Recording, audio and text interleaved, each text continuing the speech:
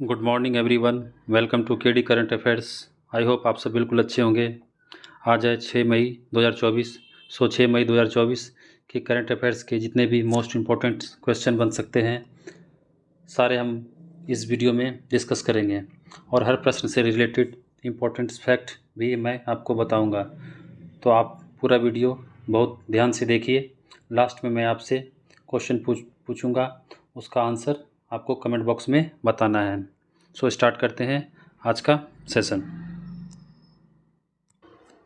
हमारा आज का पहला प्रश्न है, पेंशन विभाग ने हाल ही में सरकारी सेवानिवृत्त लोगों के लिए एक ऑनलाइन पोर्टल लॉन्च किया है।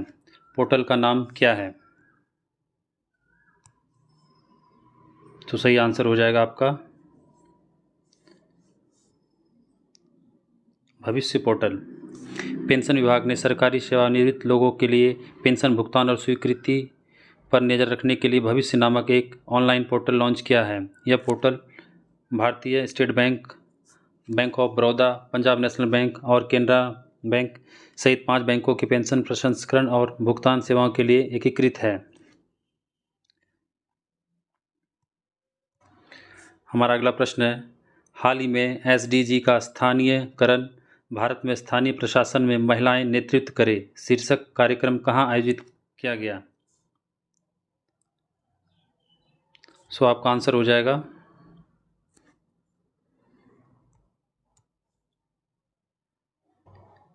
न्यूयॉर्क। मई 2024 को संयुक्त राष्ट्र में भारत के स्थायी मिशन और पंचायती राज मंत्रालय ने यूएनएफपीए के साथ न्यूयॉर्क में सीपीडी 57 के दौरान एसडीजी का स्थानीयकरण, भारत में स्थानीय प्रशासन में महिलाएं नेतृत्व करती है की मेजबानी की। सचिव विवेक भारद्वाज के नेतृत्व में सभाधिपति सुप्रिया दास दत्ता त्रिपुरा, सरपंच कुनुक हेमा कुमारी आंध्र प्रदेश की और सरपंच नीरू यादव राजस्थान सहित निर्वाचित महिलाएं प्रतिनिधि भारतीय महिलाओं के जमीनी स्तर के नेतृत्व का प्रदर्शन करेंगे। इसके अलावा हाल ही में नई दिल्ली में 17वें वार्षिक अंतर्राष्ट्रीय बायो क्यूरेशन सम्मेलन की मेजबानी नई दिल्ली में आयोजित किया गया। पेरिस में हाल ही में सूडान के लिए एक अंतर्राष्ट्रीय मानवतावादी सम्मेलन का आयोजन किया गया, पेरिस फ्रांस में। आइए देखते हैं अगला प्रश्न। ओईसीडी रिपोर्ट के अनुसार 2024-25 में भारत की अर्थव्यवस्था की अपेक्षित विकास दर क्या है? सो आपका आंसर हो जाएगा 6.6%। हाल ही में 2 मई 2024 को जारी ओईसीडी की इकोनॉमिक आउटलुक रिपोर्ट में 2024-25 के लिए भारत की आर्थिक वृद्धि दर का अनुमान 6.2% से बढ़ाकर 6.6% कर दिया गया। इससे पहले ओईसीडी का अनुमान था कि 6.2% रहेगा, इसे बढ़ाकर 6.6% कर दिया गया है। 2025-26 के लिए ये 6.6% विकास की दर का भी अनुमान लगाया है। ओईसीडी भारत की विकास संभावनाओं को संशोधित करने में अन्य संस्थानों के साथ शामिल हो गया है। रिपोर्ट में भारत की त्वरित वृद्धि का श्रेय सार्वजनिक निवेश और व्यावसायिक विश्वास में वृद्धि को दिया गया है। यह सरकार को राजस्व वृद्धि, व्यय दक्षता और राजकोषीय नियमों के माध्यम से ऋणग्रस्तता को संबोधित करने की आवश्यकता पर जोर देती है। आइए देखते हैं अगला प्रश्न है, हाल ही में भारत ने प्रोजेक्ट चीता के तहत अगले चरण के लिए किस देश से चीते मंगाने में रुचि व्यक्त की है? सो आपका आंसर हो जाएगा कीनिया। हाल ही में भारत ने प्रोजेक्ट चीते के अगले चरण के लिए केनिया से चीते मांगने में रुचि व्यक्त की है। केनियाई अधिकारियों का एक प्रतिनिधिमंडल संभावित स्थानांतरण पर चर्चा करने के लिए इस महीने के अंत में भारत आने वाला है, जिसमें चीतों की संख्या भी शामिल है। दरअसल भारत प्रोजेक्ट चीते के अगले चरण में केनिया से 5 सालों तक हर साल लगभग 8 से 14 चीते लाने चाहता है, जिससे भारत में चीतों की संख्या में इजाफा हो सके। पहले भी दूसरे देशों से चीते को प्रोजेक्ट चीते के तहत भारत लाया जा चुका है, जिसमें नामीबिया और दक्षिण अफ्रीकी देश शामिल हैं, जहां से 12 चीते लाए गए थे और मध्य प्रदेश के कोनो नेशनल पार्क में उसे स्थानांतरण किया गया था। कीनिया जो हाल ही में चर्चा में रहा, वहाँ पुराने किंजाबे बांध के कारण फटने के कारण वहाँ काफ़ी बाढ़ आ गई थी।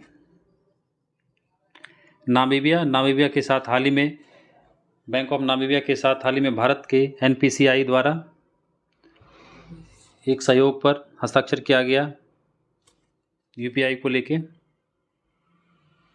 जिम्बाब्वे ने हाल ही में अपनी नई करेंसी जिग जारी की है। आइए देखते हैं अगला प्रश्न।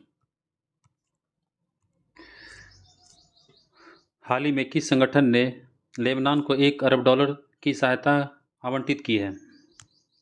सो आपका आंसर हो जाएगा यूरोपीय संघ। हाल ही में यूरोपीय संघ प्रमुख उर्सुला वॉन डेर लेयन के नेतृत्व में यूरोपीय संघ ने लेबनान को $1 अरब की सहायता आवंटित की है। 2 मई 2024 को उनकी लेबनान यात्रा के दौरान घोषित इस प्रतिबद्धता का उद्देश्य 2019 के अंत से गहरे आर्थिक संकट से जूझ रहे देश की सामाजिक आर्थिक स्थिरता को मजबूत करना है। यूरोपीय संघ लेबनान को 2024 से 27 तक £1 बिलियन का वित्तीय सहायता पैकेज प्रदान करेगा।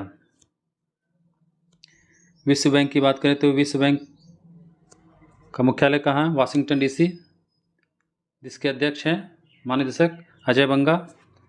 IMF की बात करें, IMF का मुख्यालय कहाँ है? Washington DC USA। इसकी स्थापना 1945 ईस्वी में हुई। इसके प्रबंध निदेशक किसे बनाया गया दोबारा? क्रिस्टलिना जॉर्जिया को, जो बुल्गारिया की है। ADB की बात करें, एशियाई विकास बैंक, इसकी मुख्यालय मनीला में है। आइए देखते हैं इनसे जुड़े फैक्ट्स। लेबनान आधिकारिक रूप से लुबनान गणराज्य या पश्चिमी एशिया में भूमध्य सागर के पूर्वी तट पर स्थित एक देश है। इसके उत्तर और पूर्व में सीरिया, दक्षिण में इजराइल स्थित है। इसके प्रधानमंत्री की बात करें लेबनान की, तो हैं भी वर्तमान में नजीब मिकाती। लेबनान की राजधानी है बेरूत और इसकी मुद्रा है लेबनानी पाउंड।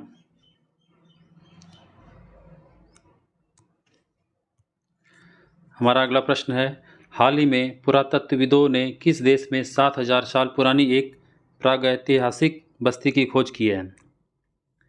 सो आपका आंसर हो जाएगा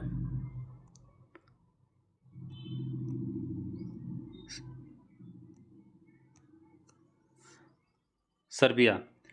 हाल ही में पुरातत्वविदों ने पूर्वोत्तर सर्बिया में तामिस नदी के पास 7000 साल पुरानी एक प्रागैतिहासिक बस्ती की खोज की है। ऐसा माना जाता है कि यह बस्ती नवपाषाण काल के उत्तरार्ध की है और लगभग 11 से 13 हेक्टेयर में फैली हुई है, जो 4 से 6 खाइयों से घिरी हुई है। बात करें तो भारत में हाल ही में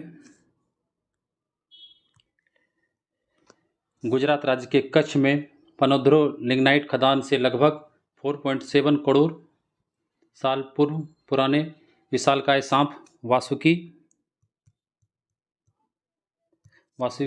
के जीवाश्म प्रजाति के खोज की गई है। मैक्सिको जो चर्चा में रहा, वहाँ के क्वात्रो सिएनागास क्षेत्र जो हाल ही में जल संकट के कारण खबरों में रहा। अर्जेंटीना की बात करें तो अर्जेंटीना में हाल ही में वहाँ 90 मिलियन वर्ष पुराने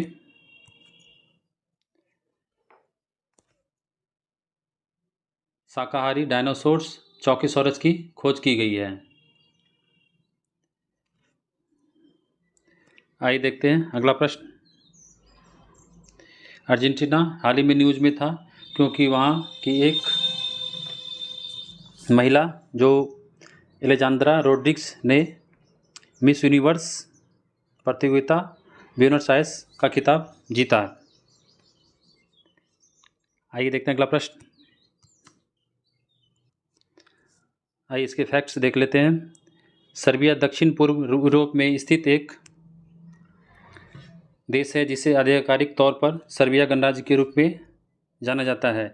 इसकी सीमा हंगरी, रोमानिया, बुल्गारिया, उत्तरी मैसेडोनिया, क्रोएशिया और बोस्निया और हर्जे गोविना के साथ लगती है। यह अपनी सांस्कृतिक विरासत, विशेष रूप से संगीत, साहित्य और कला के लिए जाना जाता है। यह देश संयुक्त राष्ट्र विश्व व्यापार संगठन और यूरोप परिषद का सदस्य है। इसकी राजधानी सर्बिया की राजधानी बेलग्रेड है। इसकी आधिकारिक भाषा सर्बियाई है। इसकी मुद्रा सर्बियाई दिनार है। आइए देखते हैं अगला प्रश्न। हमारा अगला प्रश्न है, अंकटाड रिपोर्ट के अनुसार 2023 में भारतीय सेवा क्षेत्र निर्यात की वृद्धि दर क्या रही? सो आपका आंसर हो जाएगा 11.4%। अंकटाड की हालिया रिपोर्ट के अनुसार वैश्विक आर्थिक अनिश्चितताओं के बावजूद 2023 में भारत का सेवा निर्यात 11.4% बढ़कर $345 बिलियन हो गया है, जबकि इस क्षेत्र से चीन का शिपमेंट 10.1% घटकर $381 बिलियन हो गया। भारत की सेवा निर्यात वृद्धि में योगदान देने वाले क्षेत्रों में यात्रा, परिवहन, चिकित्सा और आतिथ्य शामिल हैं। आइए देखते हैं अगला प्रश्न है, क्रिकेटर डेवोन थॉमस, जिस पर हाल ही में आईसीसी द्वारा प्रतिबंध लगाया गया, किस देश से संबंधित है? सो आपका आंसर हो जाएगा West Indies. International cricket council ने हाल ही में गुरुवार को घोषणा की कि 34 साल के वेस्ट बल्लेबाज डेवोन थॉमस को सभी क्रिकेट से 5 साल के लिए प्रतिबंधित कर दिया गया है। थॉमस ने श्रीलंका क्रिकेट, अमीरात क्रिकेट बोर्ड और कैरेबियन प्रीमियर लीग सीपीएल की विरोधी संहिता के साथ मामलों के उल्लंघन की बात इन्होंने स्वीकार की है। आइए देखते हैं अगला प्रश्न को देख लेते हैं। आईसीसी का मुख्यालय कहाँ स्थित है? Dubai, UAE. आईसीसी के अध्यक्ष कौन है वर्तमान में? Greg Barclay. आईसीसी का सीईओ कौन है? जॉफ अलार्डिस।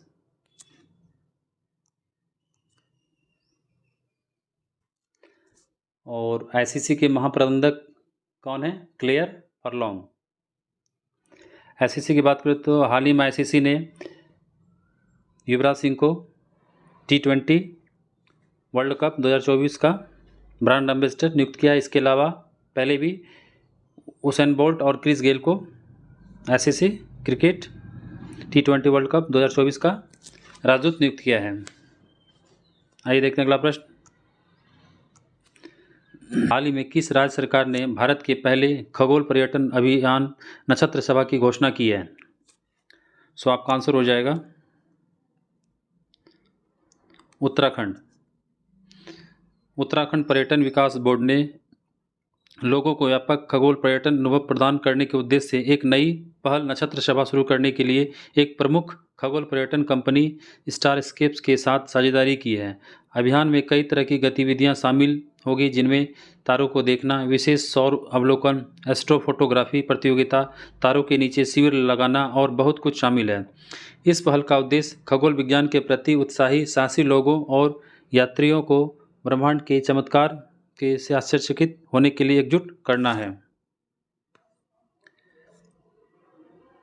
उत्तर प्रदेश की बात करें तो उत्तर प्रदेश में हाल ही में त्रिनेत्र ऐप 2.0 लॉन्च किया गया।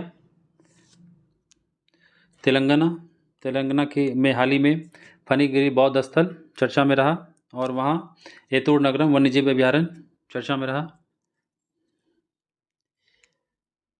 हिमाचल प्रदेश की बात करें तो हिमाचल प्रदेश के मुख्यमंत्री कौन है? सुखविंदर सिंह सुक्खू। आइए देखते हैं अगला प्रश्न। हाल ही में पहली राष्ट्रीय महिला हॉकी लीग 2024 कहाँ आयोजित की गई? सो आपका आंसर हो जाएगा झारखंड के रांची में। हाल ही में राष्ट्रीय महिला हॉकी लीग 2024 के पहले संस्करण का आयोजन रांची, झारखंड में हो रहा है। टूर्नामेंट के पहले चरण के सभी मैच मारंग गोम के Jaipal Singh astroturf hockey stadium में आयोजित किए जा रहे हैं। टूर्नामेंट के पहले चरण में कुल 28 लीग मैच खेले जाएंगे। इस प्रतियोगिता में कुल 8 टीमें भाग लेगी। हॉकी इंडिया के अध्यक्ष कौन है? Doctor Dilip Tirkey. Hockey India के महासचिव हैं श्री भोलानाथ सिंह। इसके अलावा चंडीगढ़ में हाल ही में कीर्ति कार्यक्रम का आयोजन किया गया था? नागालैंड में हाल ही में नॉर्थ ईस्ट का तीसरा गेम्स का आयोजन किया गया, जिसमें मणिपुर अव्वल रहा। हिमाचल प्रदेश के शिमला में हाल ही में एशियन रिवर राफ्टिंग चैंपियनशिप का आयोजन किया गया। आइए देखते हैं अगला प्रश्न है, हाल ही में हार्वर्ड कार्यक्रम शुरू करने वाला भारत का पहला विश्वविद्यालय कौन बना? सो आपका आंसर हो जाएगा चंडीगढ़ यूनिवर्सिटी महत्वाकांक्षी व्यावसायिक छात्रों को अंतर्राष्ट्रीय स्तर पर सुविधाएं प्रदान करने के लिए संयुक्त राज्य अमेरिका स्थित प्रतिष्ठित विश्वविद्यालय हार्वर्ड विश्वविद्यालय के साथ एक समझौता ज्ञापन MOU पर हस्ताक्षर करके हार्वर्ड विश्वविद्यालय सहयोगात्मक व्यवसाय प्रबंधन कार्यक्रम शुरू करने वाला पहला भारतीय विश्वविद्यालय बन गया है। हार्वर्ड यूनिवर्सिटी की बात करें तो हार्वर्ड यूनिवर्सिटी ने के द्वारा हाल ही में south Asian person of the year का खिताब दिया। उसका नाम है अवंतिका वंदनप्पू को south Asian person of the year का खिताब दिया हार्वर्ड यूनिवर्सिटी द्वारा।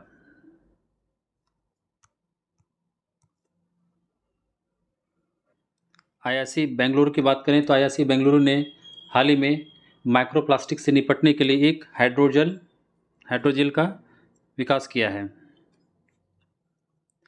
जवाहरलाल नेहरू यूनिवर्सिटी जो QS वर्ल्ड रैंकिंग में जगह बनाया है, भारत का सर्वश्रेष्ठ यूनिवर्सिटी है।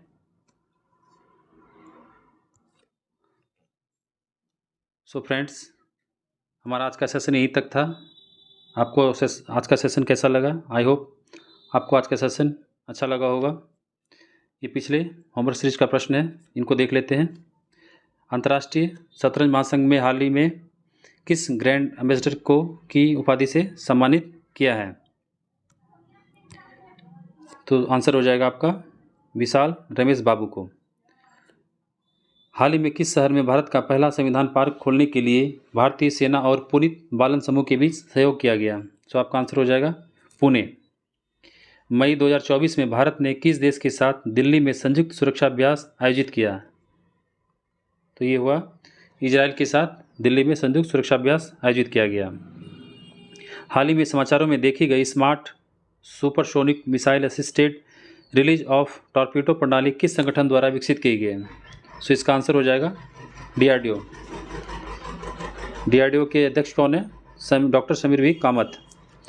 भारत सरकार ने किस IIT को स्वदेशी रूप से विकसित कॉम्पैक्ट इन्वर्टर पर पेटेंट से सम्मानित किया है? सो आंसर हो जाएगा IIT पटना।